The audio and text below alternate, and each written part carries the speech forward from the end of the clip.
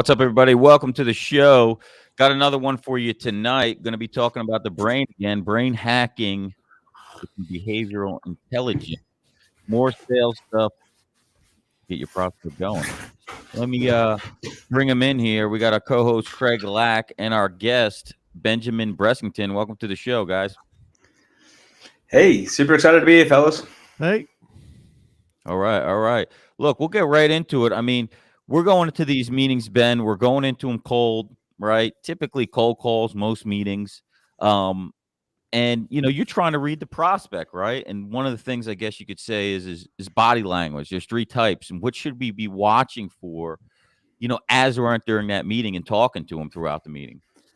Yeah, well, one of the things I noticed with most salespeople is they actually don't really know how to read body language, and they often fail to miss the obvious signs. There's literally three body language triggers that we teach most of our salespeople, and it's even what we created our AI to actually detect, because most people aren't paying attention to actually detect it. And one of them is really, really important.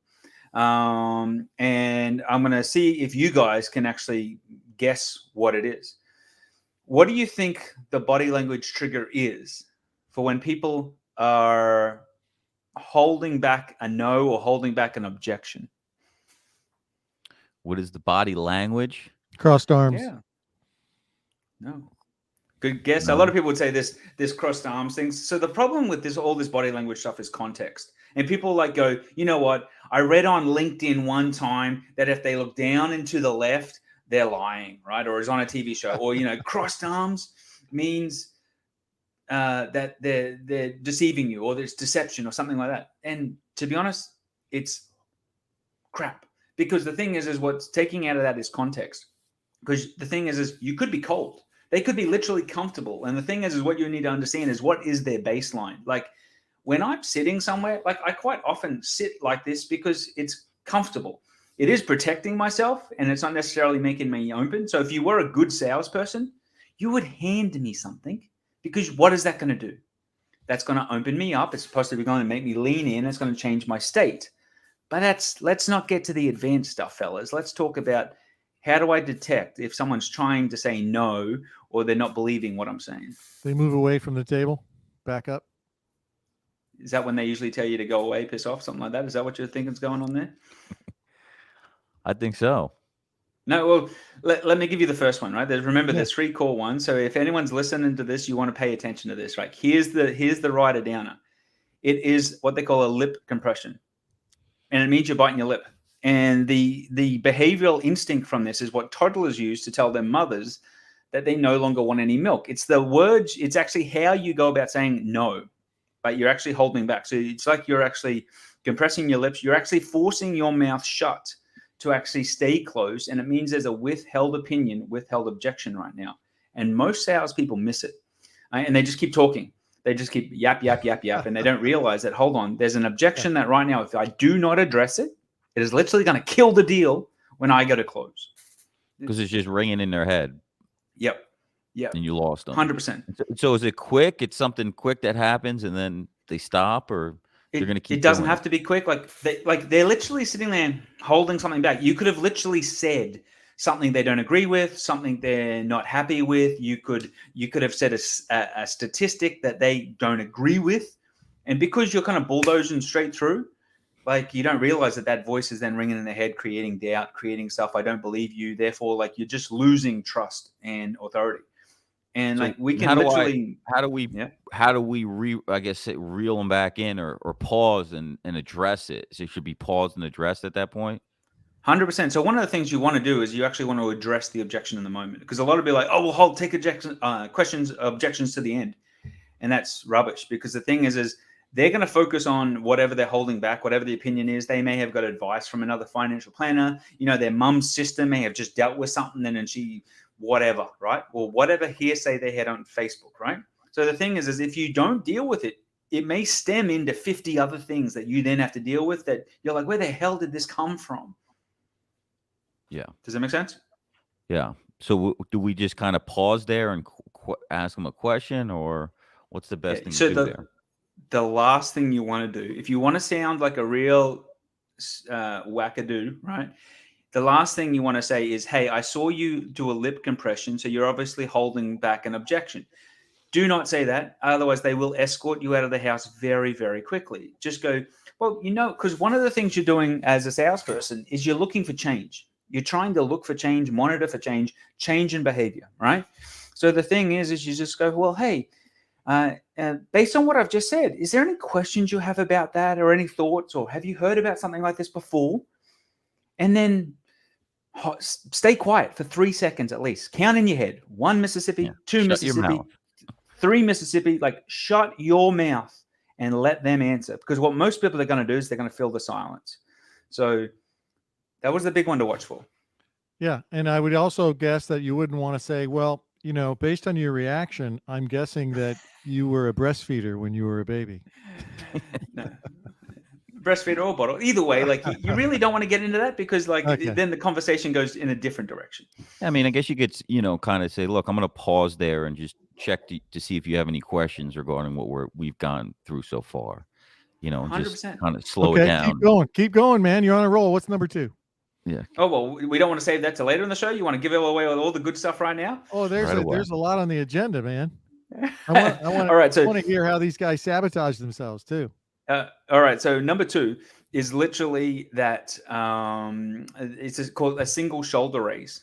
And one of the things what you want to watch for, so like it can be quick. The shoulder literally just pops up, because what it stems from is this is like a doubt, like, I don't know, right? And it's protecting yourself. But what you're looking for is a single shoulder pop, and that's usually quick, right? Just like that.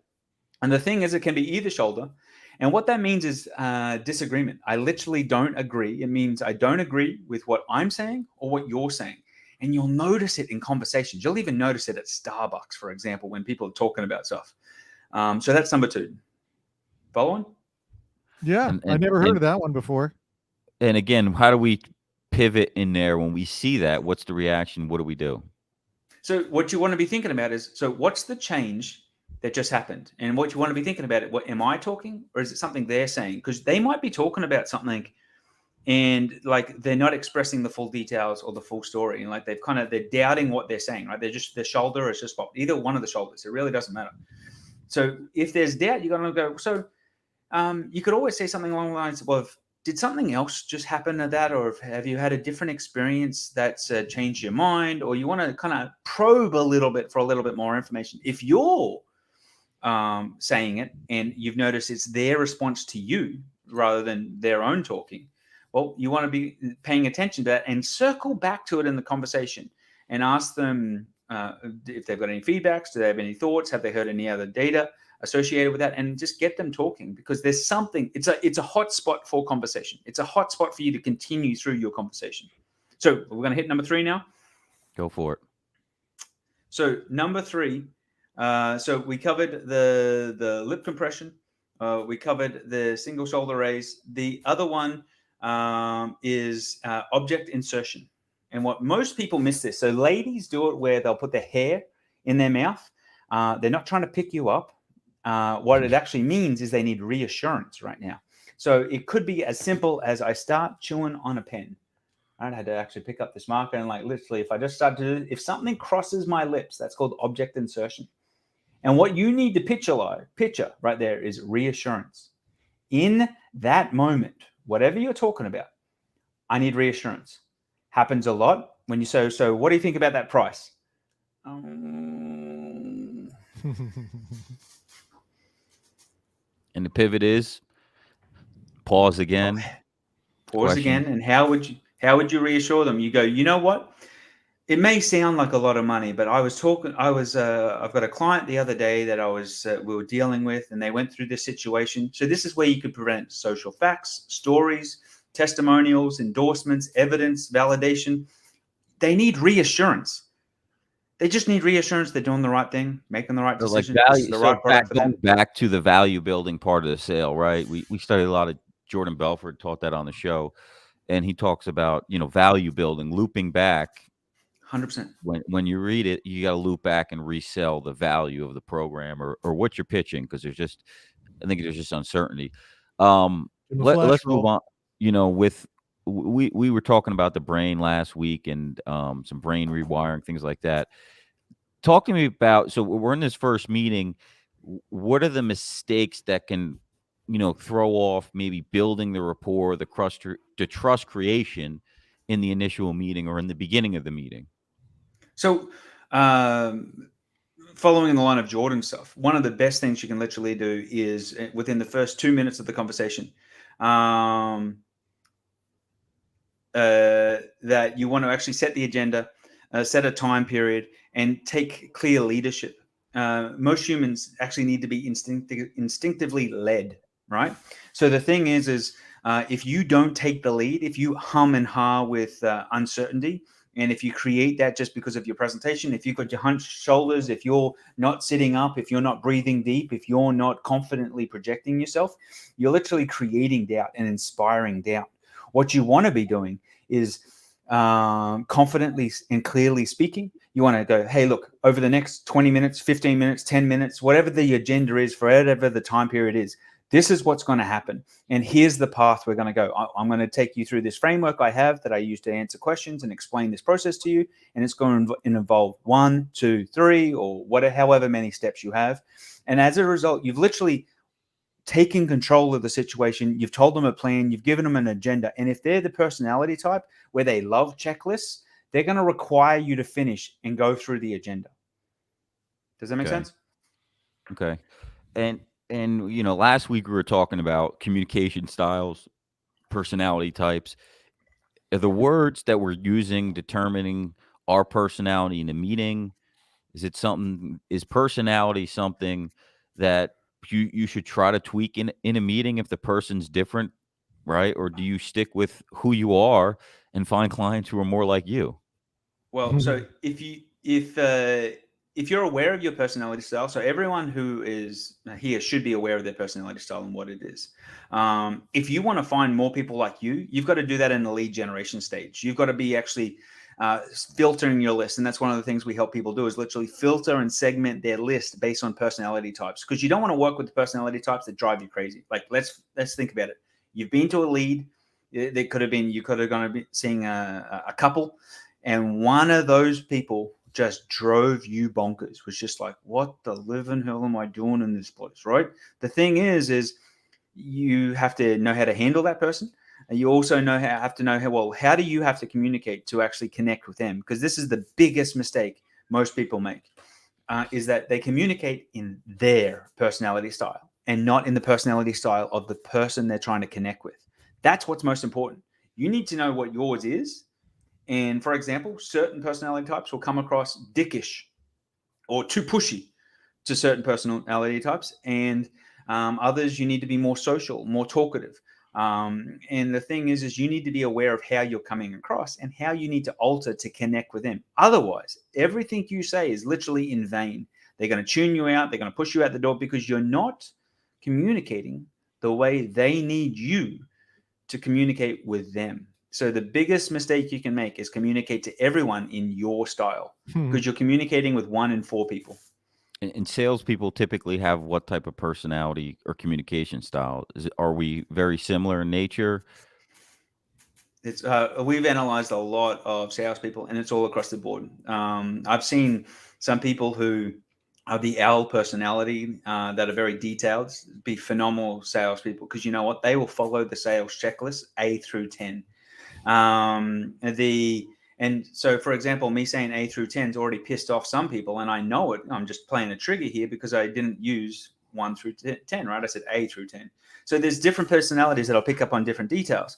If we talk about the peacock style personality, that personality is the social person. This is the person I call Vegas, right? I named that peacock Vegas because it's just like going to Vegas. They're glitz, they're glamour, they're social.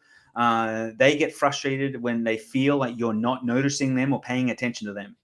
Even though you're trying to explain and pitch your product, you've got to involve them in the story. You've got to let them share their stories. Otherwise, they'll be like, he never heard me. He never connected with me. That makes you one instead of 1 out of 4, John. You're more like 1 out of 8, brother. I know. Mine's getting You're narrowed 1 in down. a million, my friend. 1 in a million. The further my career goes, the lower communication of style of the people I resonate to. No, you're just getting smarter about who you are, and then that's it. Yeah, I mean, who you are. You were in denial before. Yeah, Ben, we deal with typically the owner, CEO of the company, Yeah. or a finance person or a human resource, right? And so you've got three Yeah. different personality types that we're trying to learn 100%. to communicate with. So you're saying that the personality will impact sales dramatically. 100%, because every personality style literally has a different decision-making process and logic rationale style. So how you sell to them is unique to each personality. And if you've got multiple of them, you have to be aware of that, because you may have to present your information completely different for each of the 4 personality styles. I'm a big believer in the 4 personality styles, because you can't remember 16 of them, and who really gives a crap when it gets to that point. The thing is we teach people the bird method. So there's a peacock, a dove, an eagle, and an owl. And as long as you know that, you can literally apply all these fancy personality metrics in a heartbeat really, really quickly. And you'll find that conversations with everyone become a hell of a lot easier. Well, so we talked about the peacock. Let's go into each one then. Let's break them down. All right. So you got the eagle, right? That's the decisive, usually the leader, the CEO, that type of leader, clear leader position. They're very decisive. Everything's ROI. Everything's what's the return on this investment. They're very task orientated. What do I have to do now to get the outcome? My outcome is I want to get that new yacht this year. My outcome is I want to do whatever. My outcome is I want to have health benefits for something very clear, right? Depending on the insurance goal. So the thing is that's the eagle. You can tell them they're fast talking. You can tell that I am an eagle. I'm very decisive. I take quick action and I move through things. And I'm looking to what do I have to do to get to the next step and achieve that goal? Like at the end of the day, just picture an eagle. What would an eagle do? It scouts out its prey and it's going to hit that thing from a mile away, and you better bloody watch out. Those are the easier ones to communicate to. I think in our world. The eagle and the owl, pretty straightforward. Talk about the peacock. What was the other one? You didn't cover the owl. So the owl is the know-it-all. The owl is the person who needs the blueprint. They need the white paper. When the owl says, I need to think about it, they're going to think about it. They're going to go read the paper. They're going to go research this thing online. They're going to watch 50 different reviews and testimonials and case studies. So when you present to them, you need to make sure you got the facts. You better make sure that if you quote statistics, you can back everything up and validate it. Like, have you ever been on a call and they've said, like, where did you get that data from? Where did you get that information from? Where's this information from? Have you ever experienced that? Craig, you're a data guy. Yeah. I mean, strangely, okay, so we're kind of like middlemen, Ben. So we're dealing with the end user buyers in some instances, but we're also involved mostly with the people who sell to the ultimate buyer. So we're trying to add value and educate them on ways they can make more sales faster. And strangely enough, most of them are just like the owl. Yeah. Detailed numbers. And know-it-alls. If you quote wrong metrics, everything. 100%. If you quote wrong data, you're going to piss them off, and they are literally going to instantly lose respect, and your influence is literally going to go down. And we can literally track influence through our AI. We can literally see who you have influence over based on their linguistics, their word patterns. It's quite phenomenal. So we've covered the eagle and the owl, right? And the peacock. Right. So the peacock is Vegas. I call that one. They love the attention. They love all the details.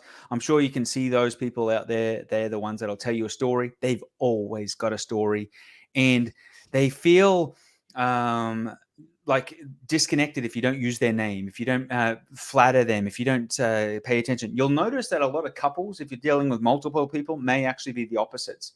So it can really be in their relationship. It really can be like this constant cockfight. But the reality is they understand how to connect, and there'll be compromise, which happens. So that's the peacock. The last one is people may know it as the pigeon or the dove. And this one, like, think of a dove. What do you picture when you picture a dove, right? Or a pigeon? It's a pack animal. They scare easy. Very, very flighty.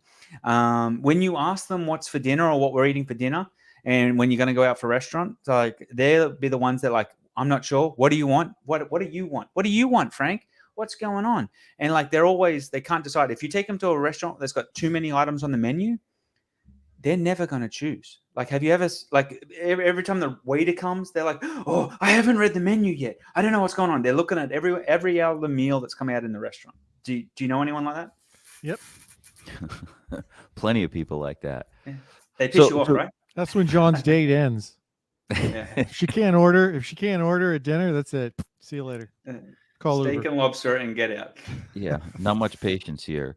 So, going back to the personality types and stuff, how are salespeople kind of self-sabotaging themselves in these meetings that you see most often? So most of the time, they fail to establish influence and authority, right? And we can actually see that. We can actually see their authenticity change based on how they're going in and out of the script. And authenticity from our data metrics is actually becoming extremely valuable, because if you can't authentically share that story, and if you kind of go into that script mode where you kind of like reading your script and like your eyes kind of roll back into the back of your head, people notice that from a body language perspective. And what's fascinating is, if you have doubts about what you're talking about, your body language will subconsciously communicate to the other person. And most people will get an uneasy gut feeling. Have you ever experienced that when someone's trying to sell you into something and you're just like, something about this just doesn't feel right? Yeah, they're falling asleep. I tend to do that sometimes when you get in your standard pitch, because you've done it so many times. You're like, oh God, I got to repeat this. And you go into doze off mode.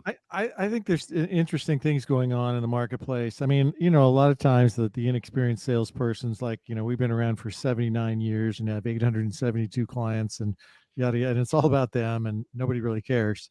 Or this new kind of thing that I think talking heads are recommending is that you tell them your story. You have to tell them who you are, and I graduated college and I did this and I did that and now here I am, and it's like, why does anybody care about that? Is that building authority in your mind, or is it something else? No, it's not building authority, because you know what? If I'm a D, I don't give a crap about your story. Your story better articulate how you got some ROI and some results real quick, because the 3 years you spent at Harvard or community college means crap to me in my ROI. And you know what? I've got something to do in 10 minutes, so you better bloody hurry up. Yeah, that's I think I don't a lot of people think that's building rapport. So what they're missing is that the importance of story and the importance of an arc in a presentation. That's what they're missing. So they're like, you know what? You got to tell your story. Yes, you can tell your story, but if you don't connect it to the results and how it's connected to the presentation, it really doesn't matter. And the thing is, if you can't deliver that confidently, like a lot of people go to tell their story and it's like limp. There's no life to it. There's no excitement to it. You wouldn't tell it around a bloody fire or over a beer with friends. So why the hell are you thinking that it's the thing that's going to create connection between you and the person you're asking for money? Yeah, it's you got to really do it well, or it just doesn't come across that good. It's got to sink into the conversation. It's got to sink into the sale. Shit, when I hired a speaking coach, me and him rewrote the thing many times to get the story right, where in your head it sounds great, but I want it to sound this way. This is how it, and to the other person, to the buyer, it's just a completely different story. It just doesn't sync with them, right? Yeah, 100%. What are some ways to establish authority in the meeting with the prospect? Well, so establishing authority comes from clearly articulating the agenda, having clear message and the time period. If you do that, you're going to get a long way. Most salespeople fail to lead, and they don't know how to take control of the question, control of the conversation, and lead it down the path. Because the other part is that they don't know how to captivate focus, because we're in a focus economy. So where focus is literally currency, and most salespeople. This may sound terrible, but you know what? They're glorified order takers. They don't know how to sell to save their life. And 100%. For me, for a long time, I was like that, right? The thing is I had to learn how to sell and persuade. And the thing is, it's all about captivating focus and keeping their attention. Because you have to continue to do that, because you're fighting with everything else that's going on around them, from social media to TV to the kids in the background to, you know what, I'm hungry and it's getting close to dinner time if you're doing a dinner presentation. Like, this is all important, and you've got to be aware of that contextual relevance. Because remember, as I said, as a behavioral analyst, you're looking for change. And it's the indicators of change in which you interpret, where a lot of people will look at personality style and go, you know what, you did a personality assessment, or I assessed you as this. But hold on, when it comes to finances, do you change personality style? At home or around your partner, is your personality style different? If you're making the decision by yourself, is your personality different? So there's a whole lot that's going on there. Yeah. You talk about context, you know, in all this dynamic, much easier to read when you're in front of a person. But for the last 2 years, we've all been doing this stuff through Zoom and Teams meetings. You have any recommendations for people for best practices on getting people to actually turn their camera on? You know, would you do a presentation to somebody who didn't have their camera on? I always ask for them to turn it on so I can get connect with them better. And they're like, hey, I love to see who I'm talking to, and I love to engage with, because you know what? If I wanted to talk to a blank wall, I'd just talk to the mirror today. And make it humorous. And go like, hey, I love to see who you are. I love to see who my clients are. And I love to get a better understanding with you, just like you like to look into my eyes, right? The thing is also, like, there's a whole lot of basics with this camera stuff. I believe selling over Zoom and selling over video conference is 100% easier because you control the environment. What you can't control is the distractions. And if you can't be aware of that and use that to your advantage, because if there is somebody doing the lawn outside and the landscaping and driving back and forth going crazy, like, that's an obstacle you're going to have to address and deal with. Like, and just because you're on a video conference doesn't mean you can't ask for that accountability. That's where a lot of people screw up. Like, they just think that just because we're doing it online, I've got less authority, less control. Like, if the situation isn't good for you to present, you go, you know what? It sounds like you're really distracted right now. And because this is so important, I need to make sure I've got your full attention. And I mean, I like that. I like that the way you said that is another way you can kind of start, like they do in the movie theaters. Please turn your phones off before the movie starts, so there's no distractions. Just, hey, look, we're going to go into some detail here, and we're going to ask some questions from you. It'd be best if you can kind of close out your email and flip your phone upside down, something like that. Is that another way you could do it? You know what I do is like clear leadership. You know what? Hey, just out of respect for you, I'm going to put my phone on silent because I want to give you 100% of my attention, because the financial matters we're going to talk about are sensitive, but are also can impact the rest of your life and your family's life. So I'm going to put my phone upside down. It's not going to be a distraction to me. If you want to do the same thing, I'd greatly appreciate it. Yeah, I like that. That's a more sensitive way to put it. Yeah. It's a very little slap over the head and go, oh, bloody well, pay attention. I'm taking this. I'm taking charge and making it happen. Yeah, because I'm in the mindset of setting hurdles for yourself in the meetings. If people are going to have objections, and you know the objections that are going to come, cover them in the beginning of the meeting. I was reviewing one time somebody's and at the end there was uncertainty about the company. I said, look, just cover it in the beginning of the meeting, very briefly, so you can get past that, because if it comes in their head early, they're going to just keep thinking about that. Establishing authority too, right, with your conversation. I like the direct approach, take the lead. Like you said, most salespeople are order takers. Most people in our business, unfortunately, are account managers. They think their job is to go get insurance numbers, shop their insurance premiums, stop loss, fully insured, and then go, hey, look what I did. Here's the carriers. Which ones do you want to do? That's my job. My job is to show you the options. No, it's not your job. You're the consultant. They're paying you to tell them what to do. You're the expert, not them. They don't want to decide. A lot of people will transfer that authority. You're 100% right. They go, okay, here's the plans. Which one do you want to do? Like, that's like going to a doctor and going, hey, doc, what medicine should I take? Or, you know what, I've got this pain. He's not going to go, well, you know what? There's 6 different medicines you can take. Here's the price points. And there's a few gaps in them. But do you know what? Which one do you want? You're like, yeah, it doesn't make a lot of sense. If I wanted that, I would have gone to CVS. I like that. That's exactly what it's like. And it's more people need to take authority in the meeting. I think we talked last week about having an agenda. I think you should always have some sort of agenda, whether it be in your head or in writing. If you're using Zoom, you can do it on the first slide. Hey, look, just going to give you a brief overview of what we're going to talk about today. Is there anything you want to skip forward to? Or if you hear anything that, you already heard, let me know. Because some people, they want to cut straight to the chase and they go, no, blow over that. Just go to this. Right. Yeah, 100%. So establish, like you said, establishing that. I love when somebody's control. I'm a different buyer. We're salespeople. I sometimes get so frustrated with the salesperson thinking, I'm a buyer. I'm here to buy today. Would you sell me already? You couldn't sell me. I was here to buy. Because you're a D. That's because you're a D. And, Yeah. or the eagle, right? Where if you were the dove, you need to hear the stories. You need to how somebody's mom got this policy and the results they got. Or if you're the L, you want all the details. You want steps 1 through 5. Absolutely. I like A through 10 better. Yeah, A through 10, whatever you want. Talk to me about before we wrap up here. Talk to me about the behavioral tracking that you're doing, or with the AI intelligence. So there's one other thing I want to mention real quick. So we've actually helped create what we call this $1 million sales script. And in the book, People Ignorant, which we published, which you can get access to online for free if you don't want to pay the $24 at Amazon. If you do, I'll get a beer. Don't worry about it.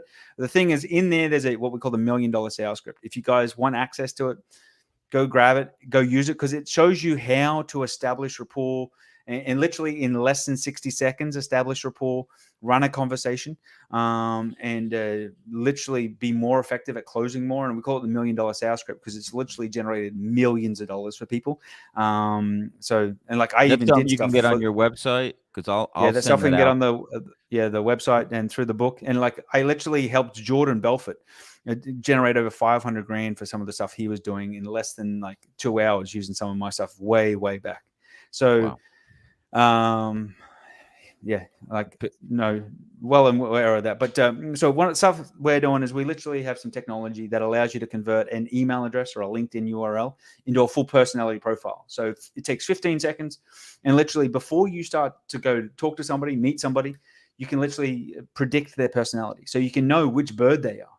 And if you know that walking in, like if you're walking into a couple, you can know what they are based on their LinkedIn. And then you can then have a conversation script that we help you prepare to actually deal with that person and therefore close more, rather than fumble around trying to work out who the hell they are, what they are, trying to connect with them because of the photos they got on the board or build rapport.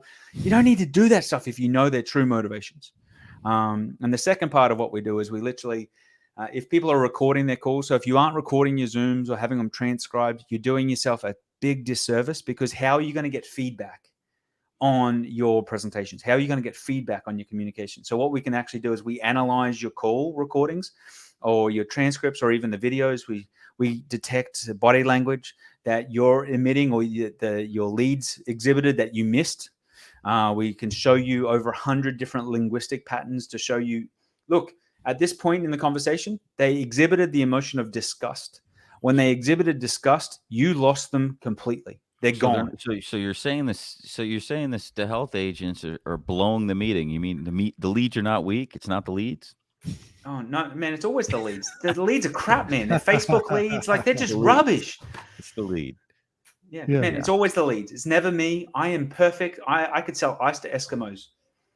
I swear I see some people don't realize to look in the mirror. I know right away when it doesn't go good, or I look at myself in the mirror and go, something's up. I'm not doing something and I got to fix it. I might send Craig the video, look it over, or have somebody else look at it, because you may not see the things you're doing that other people will see. Right. Oh, you don't see it. Talk to me for a minute, because a lot of guys in our industry are shiny objects, right? Shiny object syndrome. They think that they're going to go to a conference, they're going to find a product or program, and then they're going to 10x their sales. What's a correlation between maybe product knowledge or learning new products as far as helping it close versus working on sales psychology and your sales skills, what we're talking about today?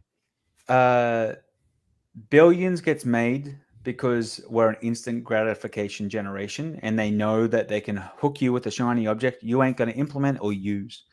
The thing is the best insurance salespeople, the best salespeople we've analyzed out there anywhere in the world, may not be the smartest cookies in the shed, but you know what they can do? They connect with a person authentically, and people just love working with them. They don't need to have all the bloody knowledge, because you know what? That's why you've got an office of people that will do crap for you. What you have one damn job, and that's to connect with the person in front of you authentically and just lead them to the best product. Captivate their focus and lead them to signing on the dotted line. That's your only job. Facebook software, this software, that software ain't going to do crap about doing that. That's why our software can literally help you get a 5x return on your investment and minimum, because what we're doing is we're giving you a feedback on what you're saying and how what you're saying is sabotaging your communication, but also what you're missing in the communication because you're not paying attention. You've become ignorant to how we communicate now with each other. Like, people can't have a conversation anymore. Like, no guru stage product is bloody going to solve you from that. Yeah, I think it's a great point. We say it all the time on this show. The best advice. Well, I shouldn't say the best advisors. The advisors that have the biggest block of business or make the most money are always the guys that can get in front of people and, like you said, make connections with them. And that's the key to it. They don't know everything about every product. They're subject matter experts for it. You're selling self-funding. Guys, you don't need to know everything about everything. As long as you got a team or somebody you can go to, you just got to lead the way with the prospect who doesn't know anything anyway.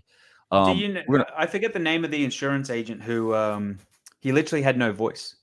There was an insurance agent who literally had no voice.